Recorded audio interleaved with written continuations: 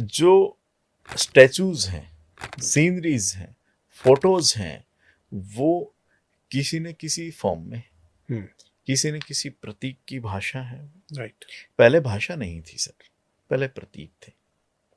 और प्रतीक का मतलब है ये जो सिंबल्स हैं ये किसी न किसी एनर्जी को गवर्न करते हैं। जो आपने फोटो लगाई, जो प्रतीक लगाया, उसका पर्पस क्या है, वो किस दिशा में गया, उस दिशा का गुणधर्म क्या है, आप थोड़ा बताएं कि कौन सा क्या लेकिन प्रतीक। इससे पहले भी पहले घर की basic balancing, right. Then remedy. तो मान लीजिए उन्होंने बैलेंसिंग कर ली है, तो उसके बाद कौन सी मूर्ति क्या हाँ, मतलब इंडिकेट उसी करते पे हैं? आता हूँ। राइट। कुछ हमारे घरों में मैंने देखा कि लोग घर के मेन दरवाजे पे भगवान गणेश को लगाते हैं। हाँ जी।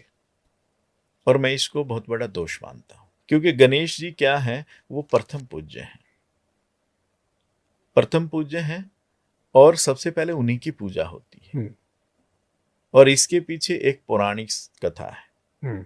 पौराणिक कथा क्या है कि एक बार क्या हुआ, भगवान शंकर तप पे गए थे और माँ कुछ उनके आगमन के से पहले ही कुछ तैयारियां कर रहे थे कैलाश पर्वत। तो माँ ने कहा कि गणेश तू यहाँ बैठ, मैं तब तक स्नान करके आती हूँ, और जब तक मैं ना आऊं या मैं ना कहूं तो इस स्थान को नहीं छोड़ेगा और अंदर कोई प्रवेश नहीं करना चाहिए। भगवान आए तो ये कहा भी पार्वती माता को बुलाएं, तो कोई बुलाने जा रहा है तो माँ तो नहा रही है, कुछ नहीं हुआ। लास्ट में शंकर भगवान को ही उठ के आना पड़ा जी। और शंकर भगवान अंदर प्रवेश करने लगे। भी सबको रोका सा जा सकता है, भगवान शंकर को प्रवेश करने से थोड़े रोक के जा सकते हैं। तो जैसे ही भगवान शंकर प्रवेश करने लगे तो गणेश जी ने रोक लिया कि आप अंदर नहीं जा सकते। क्यों नहीं जा सकता?